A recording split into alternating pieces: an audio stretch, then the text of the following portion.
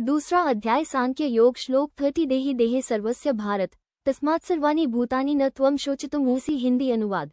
हे भारत अर्जुन, यह आत्मा सदा के लिए अविद्य अविनाशी है और यह सभी शरीरों में निवास करती है, इसलिए सभी प्राणियों के लिए तुम्हें शोक नहीं करना चाहिए।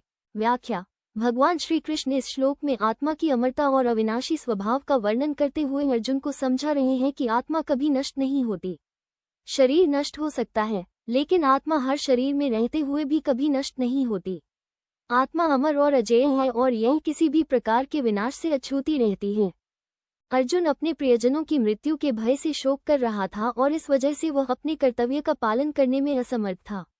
भगवान श्री कृष्ण उसे सिखाते हैं कि जिनके लिए वह शोक कर रहा है, उनका वास्तविक स्वरूप आत्मा है, न कि शरीर। शरीर तो नश्वर है और इसे एक दिन नष्ट होना ही है, लेकिन आत्मा सदा के लिए अजर और अमर है।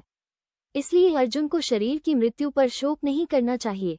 इस श्लोक का मर्म यह है कि आत्मा का स्वरूप शाश्वत है, वह किसी प्रकार के जन्म और मृत्यु के चक्र में नहीं आता।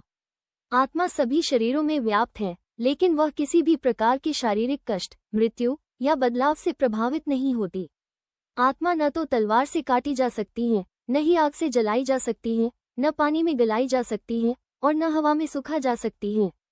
भगवान अर्जुन को ये बताना चाहते हैं कि आत्मा के इस शाश्वत स्वभाव को जानने के बाद उसे मोह और शोक से मुक्त होकर अपने कर्तव्यों का पालन करना चाहिए।